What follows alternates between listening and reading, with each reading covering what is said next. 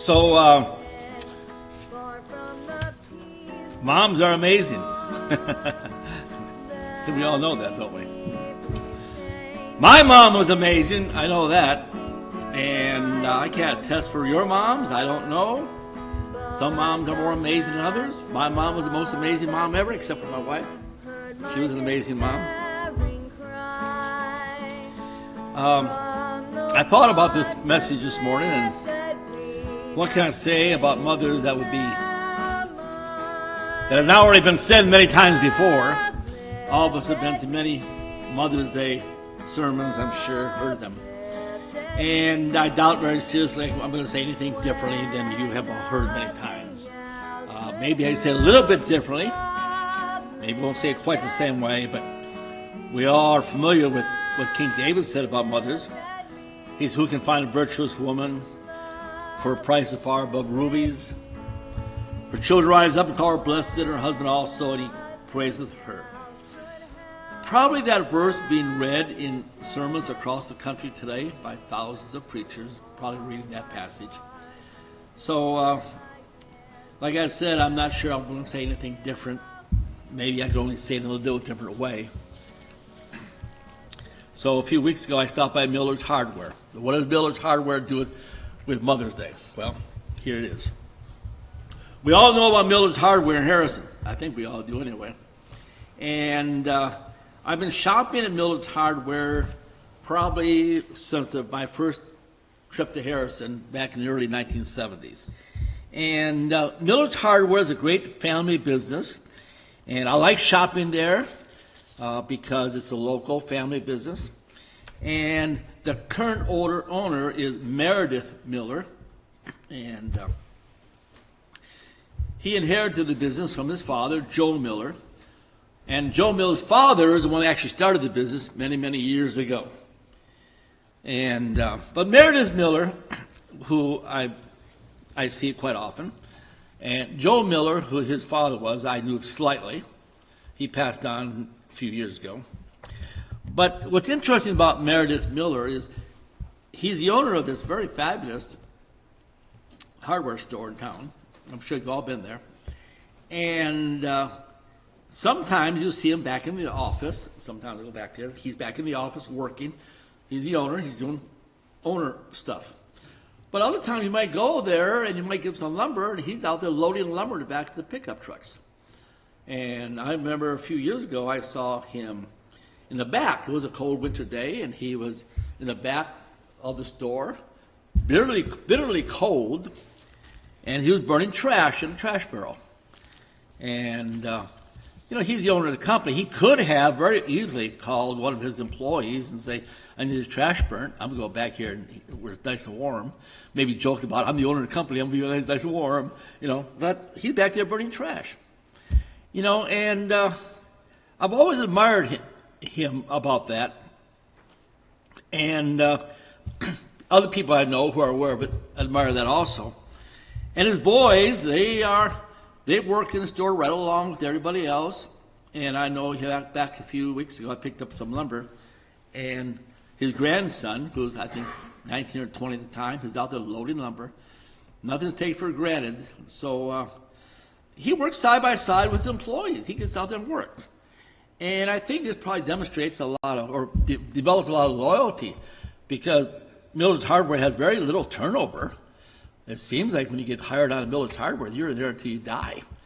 And speaking about that, I know a few years ago, I don't know if they do this for everybody, but I know a few years ago, one of their employees had passed away, and I didn't know it, and I went over there, do some shopping one morning, and the store was closed. It was closed in honor of their employee that had passed away, and of course, many of the people who worked there were at this man's funeral. And I thought, that's pretty fabulous business. They could have shut down in honor of one of their employees who passed away. So I've always really admired Miller's Hardware for that. And it developed, no doubt, a lot of loyalty from their employees and so on. And I'm thinking to myself, with kids working in the store, I was thinking to myself, I'm sure he had a great father, but I'm sure he had a great mother too, who really taught him the sense of service. to people. And so, but that's an assumption. I did not know his mother. That's an assumption, but it's an assumption I think is probably accurate. As I was entering the store, I saw a young mother in an SUV, and she was inside the SUV, had several children with her, 5, 6, 8, 10 years old, several like that. And she was reading to them. And I stopped and asked her, I said, and I usually always do this. I try not to look creepy. But I asked her, I said, do you homeschool your children? And she said, yeah. And I said, well, good for you. You know, I always compliment them because it's a lot of hard work, I told her. I said, I know it's a lot of hard work. And if possible, don't send them to public school. Now, I want to caution myself a little bit there because every family situation is different. And in some situations, we can't judge people. I know sometimes people want to judge someone and say, well, you don't send your kids to private school, you're a bad parent. Sometimes situations are different. So we can't judge people. We can't judge them and say, because the circumstances of people's lives are just different. And sometimes that's the only option you have. So we can't judge that. But those who can, it's a lot of work doing homeschooling. And motherhood is a big job. It's tough. I think, I don't know. To me, I see it. I see being a motherhood as a tough job.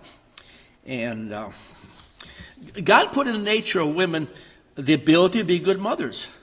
It's just there. And I know some of the things men complain about women are really the things that make them good mothers.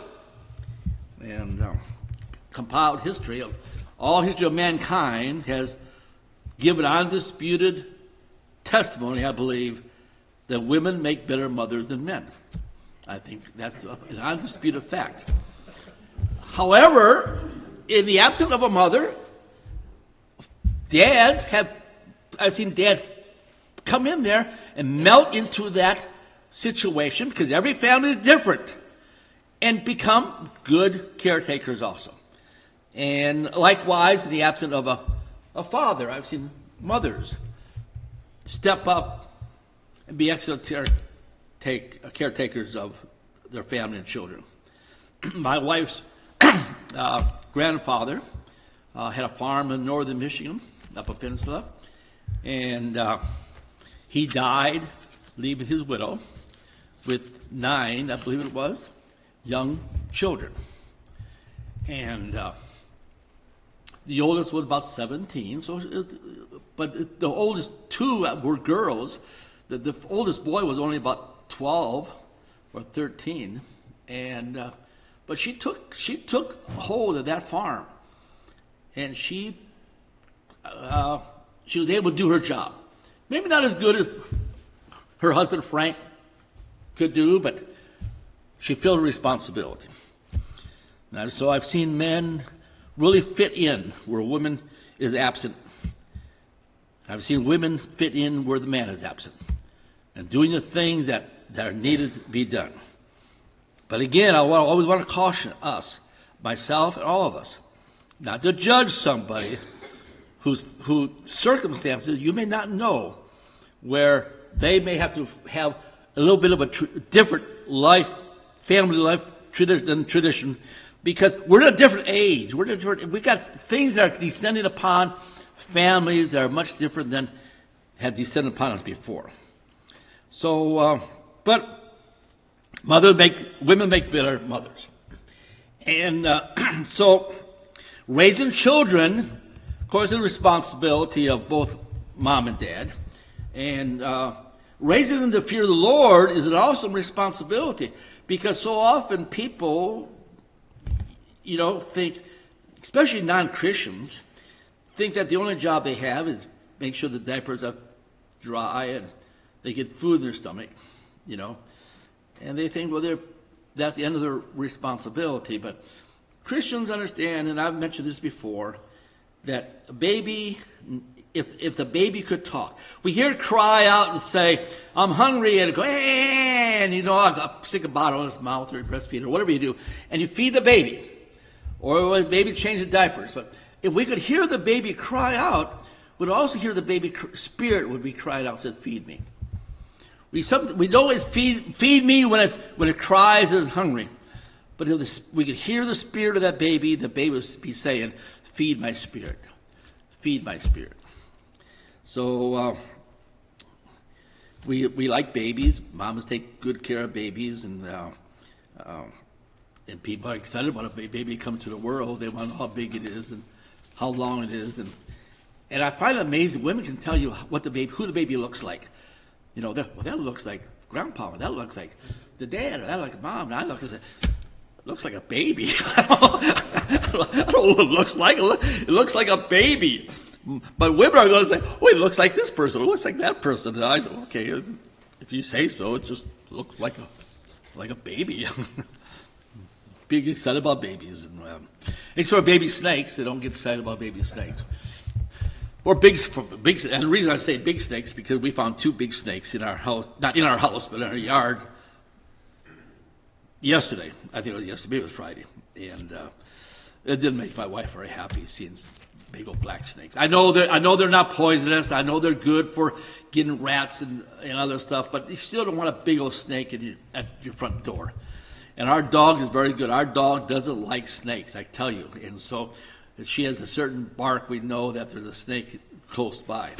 But having babies is wonderful, and having a mother take care of the babies is really great. And it's the first thing couples do when they get married is see like a compelling force of nature. They want to start a family. They want to start that family, and so it's a compelling force of nature. So God put in the character of mothers and fathers to supply different needs a baby needs or children needs require. One characteristic, I believe, maybe I'm wrong, I haven't observed every woman, I haven't observed every man in the world. I believe I'm correct. One of the main characteristics of mothers is their extreme patience in caring for their children. Men just don't have that patience. I'm sorry, guys, we just don't have it, and we try. I mean, I see men, myself, we try, but we just not in us. And I see, and you've seen it too, you go to the post office maybe, and their mother pulls up, she has to go inside buy a stamp, or maybe check her mailbox. It takes 30 seconds. But it takes her 15 minutes to unbuckle the 4 or 5 kids in her car. She unbuckles them, puts them in walkers. She spends 10, 15 minutes doing that, wheels her walker into the babies and carry the babies, hold their hands and go inside, do I lock the door of the post office box, and then they're back out again. They'll spend 15, 20 minutes preparing to open the box. It takes them 30 seconds. Men don't have that patience. That's why moms, and I was told, sometimes when I had my grandchildren with me, whoever the mother would be, and I'll have the station, make sure you take the kids in the store with you. Don't leave them in the car. I heard that constantly, and I'm sure Jason hears the same thing. Constantly, whatever, you just don't leave the kids in the car. And you think, I'm only going inside a post office. I'll be gone 30 seconds, back out again. And so, of course, I've got the solution to that. And instead of struggling with that, I just throw them in the trunk, lock the trunk door, and it takes care of that. And but then they found out, so that didn't work out too. I don't know. I'm still amazed every time I drive to the post office, especially the post office, because you see the whole. You don't see it at Walmart, but I'm still amazed by these mothers who spend so much time getting those babies out of the car, run inside, and they're inside, half a minute, they're back out again, then 10, 15 minutes to buck it up. So, I don't say men don't do that, but the point is, it's not in our nature. It's not in our nature. We think it's an obstruction to us. We do it, but it's an obstruction to us. Women just do it because they know they have to do it. It's part of their job. And I think they probably will. No, I know it's work. Maybe they don't like the work, but I think they appreciate the value of it more than men do. Of course, one of the lies that young girls being told today is that motherhood is just going to get in your way. Motherhood just going to get in your way. Don't worry about it. Many young girls are being told that you got an exciting career, or you could have an exciting career, and the baby's you're just going to tie you down to dirty diapers and snotty noses. That's extreme waste of your talent, they'll tell these girls. Extreme waste of your talent. So some girls choose not to have babies. And it's sad. Of course, sometimes then they get older, they realize they missed out, and they wish they had those children. I know people in that case. But of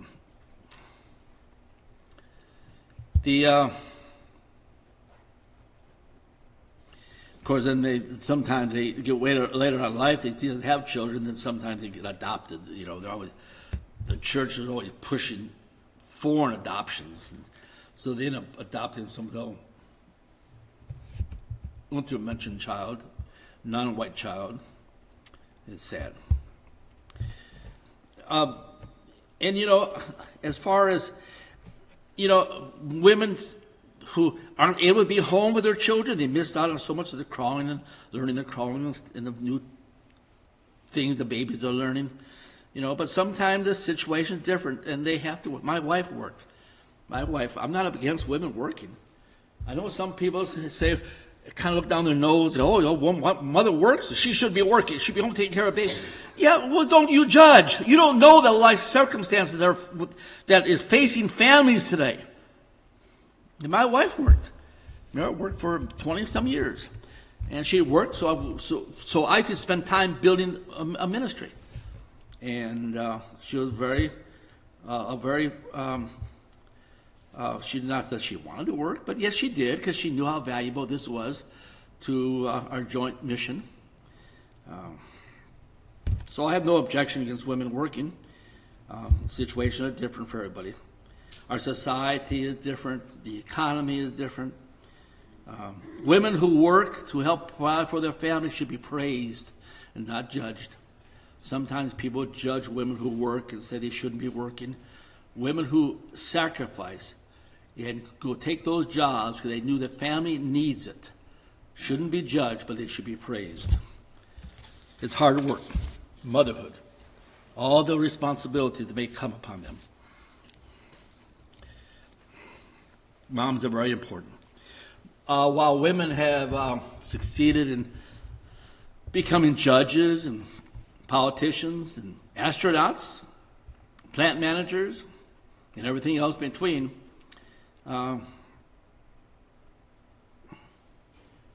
we have to understand the most important thing, and they succeeded those areas.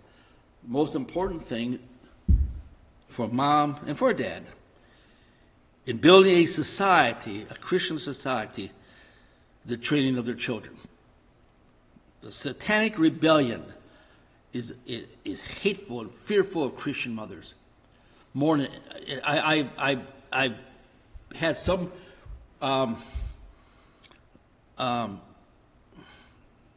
rebuff maybe from a sermon I gave a few years ago, which I believe is very accurate. I may do it again, but I believe it's true that the satanic rebellion hates women more than it hates men. And sometimes I had people react to that in a negative way, but I believe it's true. The hateful for women is greater than hate for men, because women are what brings life to our nation. So, satanic rebellion is fearful of Christian mothers. They don't want Christian mothers.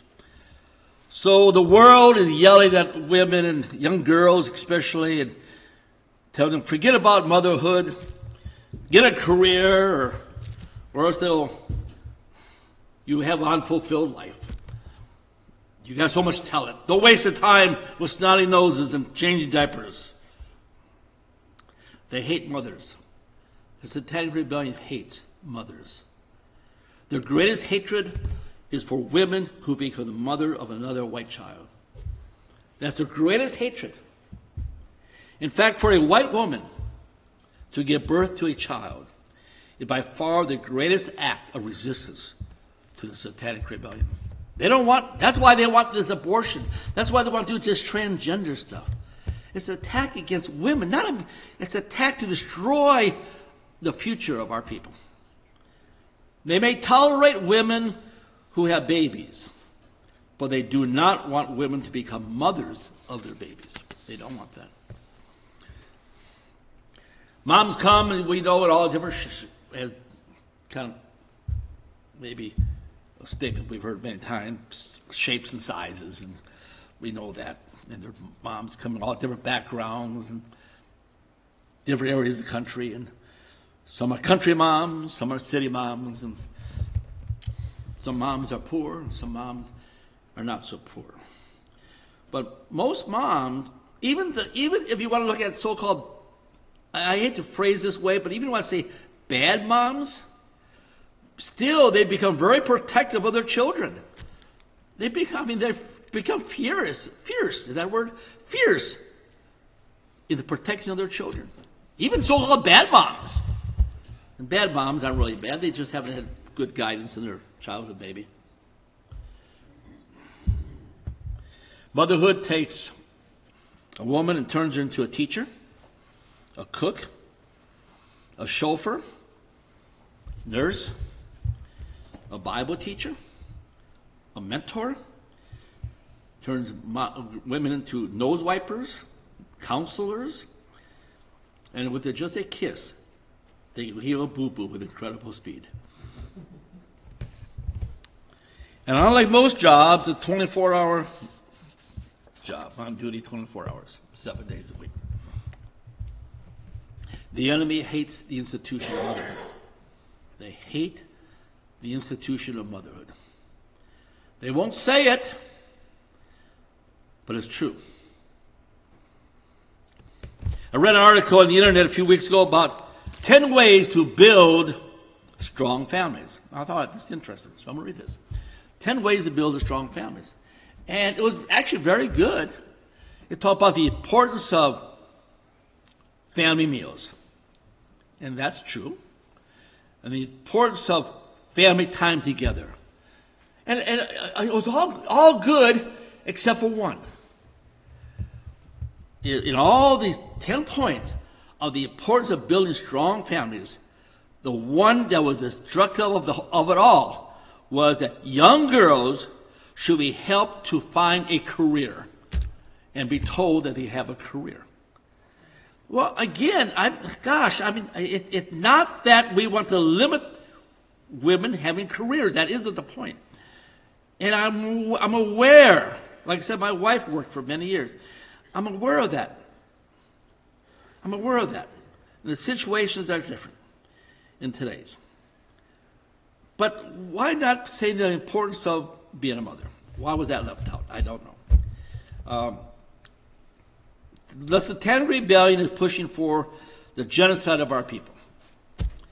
And I'm aware most people think genocide as being some type of a ominous cloud that just drags people to the street, just kills people out on the streets. But genocide comes in many forms. And according to the UN Convention on Genocide, which was compiled in 1948, some of the aspects of genocide are killing members of the group, causing serious bodily or mental harm to members of the group, deliberately inflicting on the group conditions of life calculated to bring about its physical destruction in whole or in part, and we see that happen today, imposing measures intended to prevent birth within the group. Well, we see that widespread today. Of course, we see this so-called protest against what the assumed Supreme Court decision will be, forcefully transferring children of the group to another group. So we see this. And this war on our people is elevated by a war on women. I'm aware that the left is always wailing about conservatives having, the left always claims the conservatives have a war on women. But it's projection. They are accusing the right or the conservatives of the very thing they are guilty of. The feminists are the ones that hate women. And most of them are angry at God that he made them a woman. They're mad. They're mad at God that he created them a woman. And so then that's all this transgender foolishness comes in. Foolishness, well, that's a light way of saying it. Anyway, these feminists don't like being a woman. They don't want to be a woman, and they aren't happy about being a woman, and they hate women who are happy about being a woman. And they hate happy mothers who actually place great value in their gender. They hate women because women become mothers, and they hate mothers. They hate the institution of motherhood. It's amazing. They want to destroy the family. And so the whole program of what we see happening in our nation today, I don't care what aspect you see is coming at, is to destroy the family. Critical race theory. They say, well, critical race theory is dividing the races, and that's why a lot of conservatives are up against critical race theory. That isn't what critical race theory is about. Critical race theory is about creating white guilt upon people and destroying the white family. Anyway, they want to destroy the family. The white Christian family is standing in their way, and the best way to kill the family is to destroy motherhood. Get babies away from the home as quickly as possible. Put them in nurseries or daycare centers so mom can get out to work. And every woman don't have a glamorous career. Some are just standing on the side of the road directing traffic at 4 o'clock in the morning. Put the babies in daycare. Because after you have to understand that the daycare workers, those people are trained. They're professional. And they can raise your children better than you can anyway, because you're too stupid to raise your children. These professional caregivers in daycare centers, they're professional. They can do a better job than you can. What do you know about it? So get women into the workforce because motherhood is not really important anyway, is what we're being told.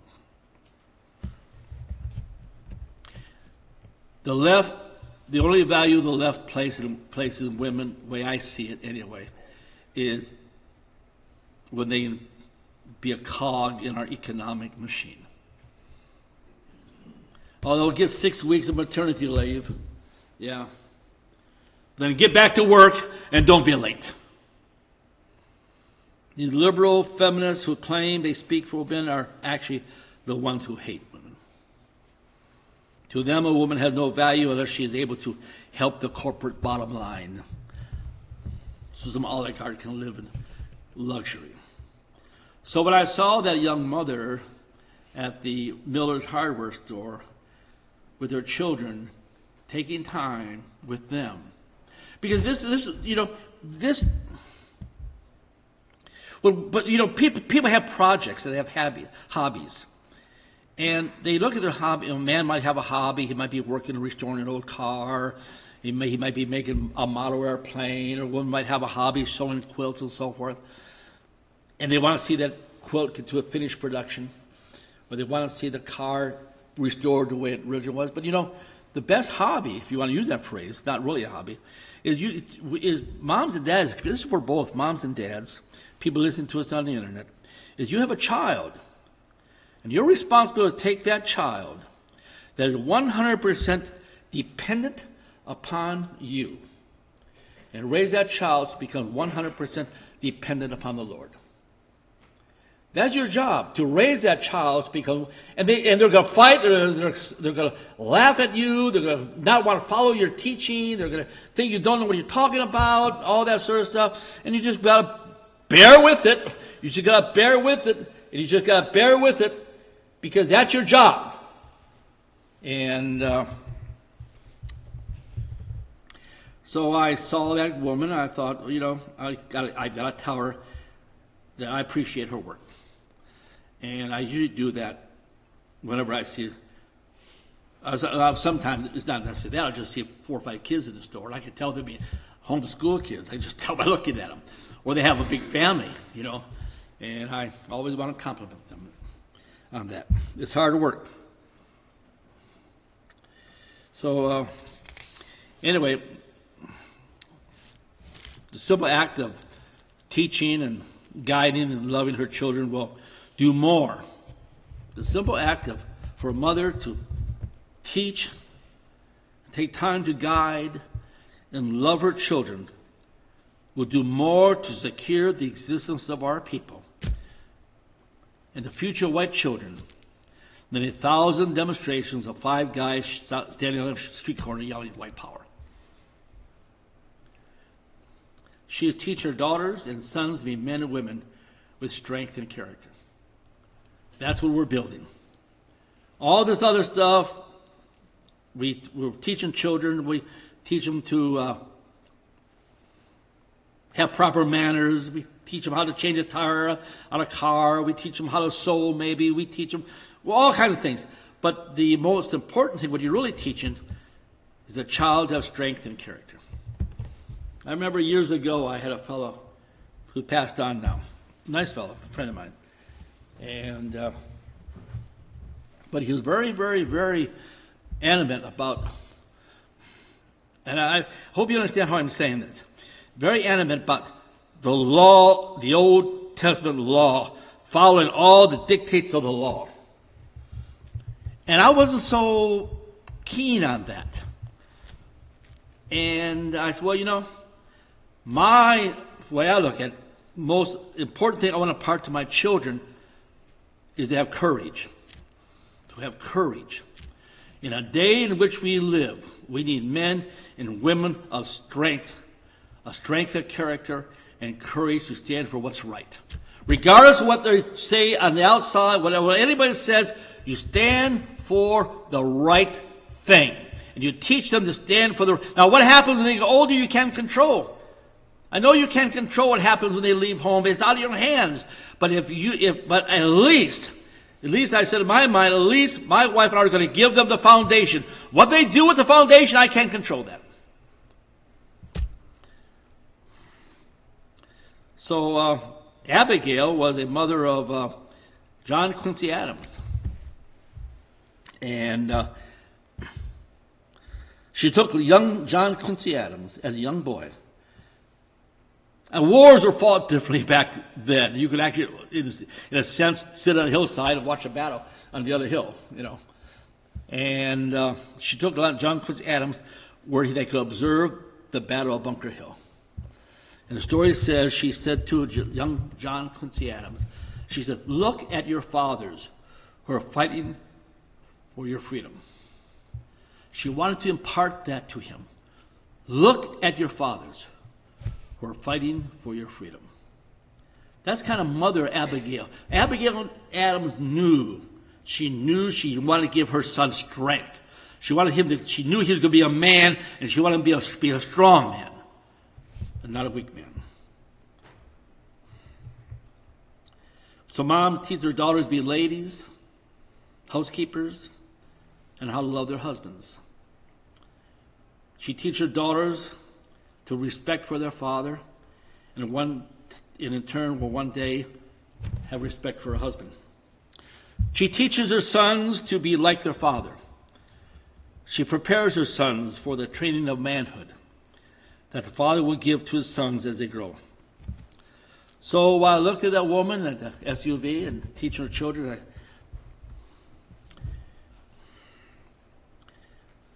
I was infuriated with what I know that is happening in the outside world to many, many people.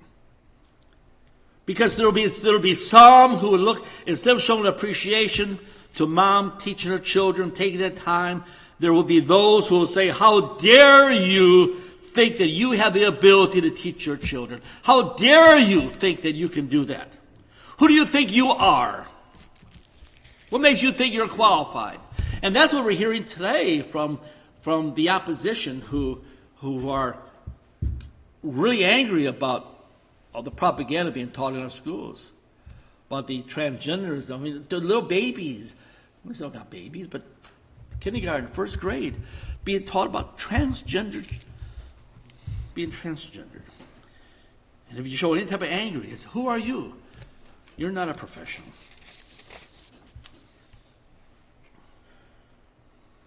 I saw a news item a few weeks ago that there is a fear with so many kids out of school because of what's going on, and so many are starting to homeschool. They're concerned that it's going to be a rise in racism and nationalism because they're like in the propaganda. And they're not afraid of non-white kids being racist. They just don't want white kids being racist, that's all. I'm going to close here quickly. There was a magazine I showed here a few years ago in Germany called Babies and Family. It was one of the most popular parental magazines in Germany, called Babies and Family. And it's a free subscription because they make their money off of advertising. And I understand it's distributed in doctors' offices and drugstores and so on. Babies and Family. Okay. In 2016, this magazine had a long article called Danger from the Right. Danger from the Right. And they want to warn young mothers. They want to warn society of that they have to be on guard because there are white nationalist families among us. We have to be able to identify them because the white nationalist families are raising their children to be nationalist, racist. So they give to how you help spot them. Here's how they said you'd help spot a white nationalist family. And I think this applies to America too, to Christian people like us who are watching our children. Here's one of the things you can find how to help spot a potential white nationalist family that you have to be on guard for. One is, quote, I'm quoting this. First of all, they are nice and dedicated. They're engaged with their children. A huge danger of right-wing families is that they seem normal. Children, quote, I'm quoting, children of right-wing families are often, quote, very obedient and respectful. They're not the smart mouths you see on sitcoms. Children raised in a good Christian environment are very obedient and respectful. A sinister aspect of right-wing parenting is that they instill self-confidence in their children. And why? They said there's an insidious reason why parents want to instill self-confidence in their children. Because by the child having self-confidence, they'll be hard-headed and they'll be intolerant to progressive ideas. So that's one of the things to watch out for. Right-wing or white national families promote values that are to embrace German customs and traditions. Well, in America would be American customs. Girls in white national families often have braids and long skirts. And all of these are signs that the child might have a right-wing parent. Well, it's sad, but this is what we're facing. And so my message to people, because we have people listening on the internet, if you're in a situation where you've got to send your child to public school, I'm not going to condemn you, because I don't know your situation. But you've got to be on guard. You've got to be on guard 24 hours a day, because you don't know. You will not, I want to say this very slowly, you will not know what they put in the head of your child until it's too late. Once you find out what they put in their head, it's already too late. So, mothers have a great responsibility for that, and dads do too. But mothers have the greatest influence on the young children. On young children growing up in 8, 9, 10, 12 years old. It's a mom that had the greatest responsibility of teaching. I know that dad teaches too. Dad teaches more by example. Mom teaches more by teaching and pointing to dad and say, and respecting the father and the work he does and things he does and so on. And so it's important. Moms are very important. Moms are amazing. That's the title of my message. And I know there's a lot more I can say, and everybody here could probably add their own little stories to it. But it's just that. I know, and this maybe doesn't have this totally a side note, I know. But being we're talking about children and so forth, when I was little and young up, I was taught, don't date a girl unless she's going to be a good mother. Look for a girl who's going to be a good mother. And for the girls, don't look for the guy who you think is cool. Look for the guy who's going to be a good father. So let's close with a word of prayer. Father, we thank you for this wonderful opportunity we can come here and study and learn. We ask that you will be with us, each and every one. We know these are terrible, dark days upon our nation. We know we need strength. We need strength of character. We know that we need to build that in our hearts every single day. We know it's so easy to become weak. It's so easy to become tempted.